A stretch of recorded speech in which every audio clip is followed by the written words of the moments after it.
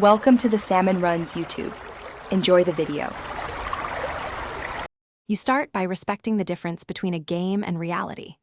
Explain the legal context briefly, then open the simulator and create a new profile. Once done, enable mod or developer options in settings if the game permits. This lets you add virtual firearm assets without implying real-world acquisition.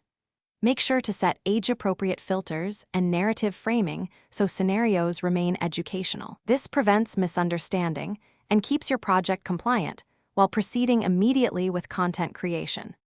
Now you add in-game firearms strictly as virtual assets. Find reputable mods or official DLC, then import models, textures, and animations following the simulator's mod guide step by step. Once assets are loaded, configure in-sim properties like damage, recoil, and safety modes so behavior matches your educational aim. Make sure to test each weapon in a private sandbox, adjusting spawn rules and logging changes to preserve realism without encouraging real-life replication.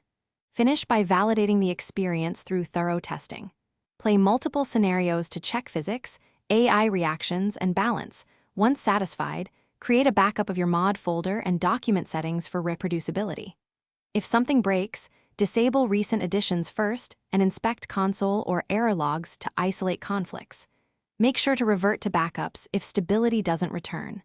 This approach completes your build while keeping it safe, reversible, and focused on simulation rather than real-world actions. Thanks for watching. Consider subscribing if we helped you.